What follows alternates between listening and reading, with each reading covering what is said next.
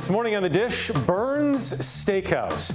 It is not just one of the most famous restaurants in the country, it is believed to have the largest working wine room in the world. And it's been family run since day one, a place where employees start and usually never leave.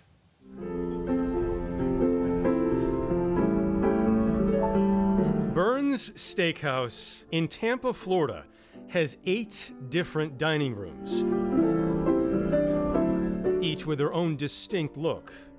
There are no windows, and night after night, no tables available.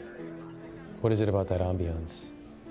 You're having a 2 to 3 hour meal, but you're taking yourself away from what's going on outside of the world, and you're getting to have a relaxed dining experience. You don't rush people? No. It all started in 1953 when Bern and David Laxer wanted to open an ice cream stand. They couldn't get the financing for it, but they did get approved for a small luncheonette serving breakfast and sandwiches. That operation grew into a steakhouse that became celebrated worldwide in the decades to come. But in 1993, everything changed.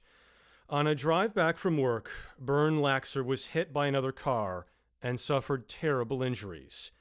His son, David, was forced to take over. Were you ready for it? No. No.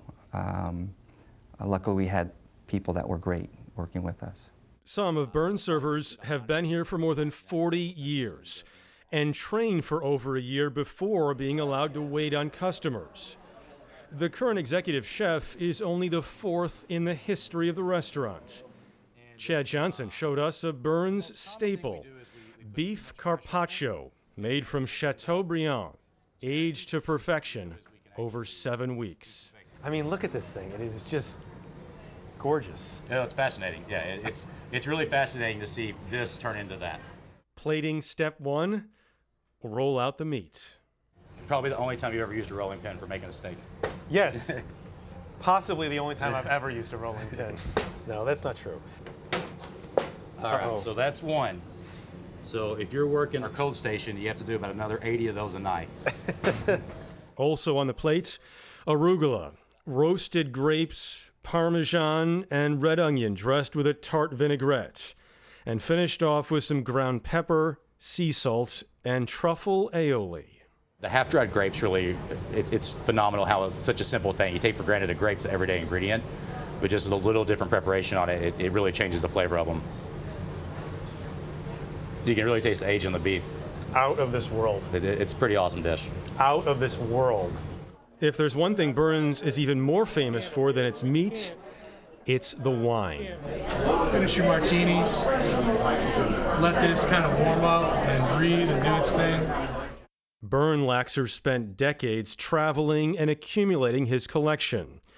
Today it's overseen by Eric Renault. That's all wine in there. Yeah, so this is what we call our rare and valuable room. Now, the wines in here range from 1845 to probably 2019.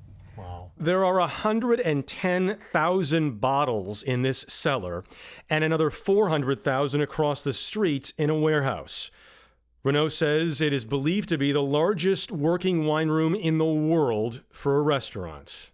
This is the oldest bottle we have. It's an 1845 Chateau Grau de Rose. It's one of 5 left in the world. The Chateau has 4 left. The price on the list is $49,000, but I will say we paid close to that ourselves. So it's more that bottle of is having it. $49,000. It is. Back upstairs, the dish presentation was ready.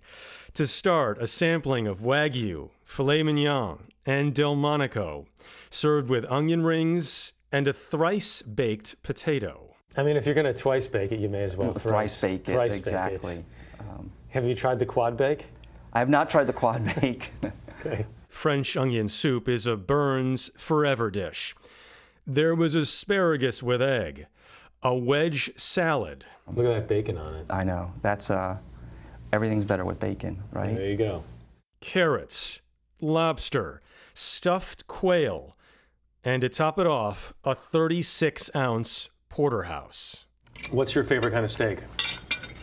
Like if you had to pick one. I go for our Delmonico. You do. Bern's also has a special dessert room, complete with private booths made from old wine casks. Oh my goodness, does this look yummy? For our dish, they brought the desserts to us. Macadamia nut hot fudge sundae, banana cheese pie, strawberry shortcake, a cheese plate, and baked Alaska prepared tableside. Good luck blowing it out. Smells amazing. Oh, well, you still got a little flame on this. It's like one of those. It's like a birthday cake. Exactly. Did I get it? Yep, you got it. Okay. Yeah. Can we dig in? Yeah. Okay. Oh my gosh.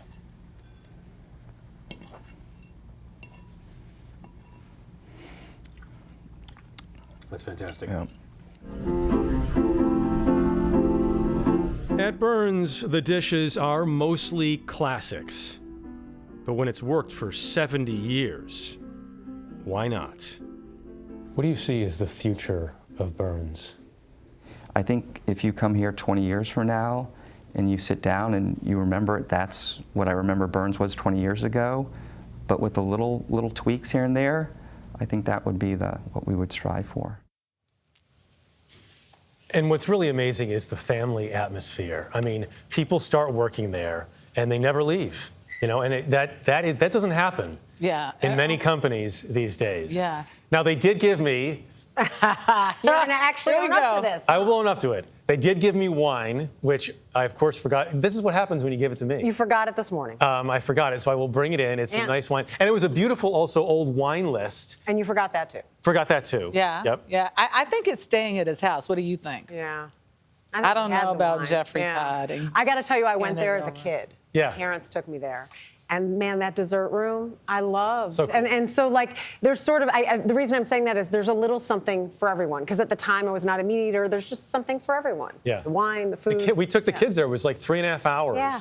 And tough to keep them in the seats for long, but they loved it. Loved it, yeah.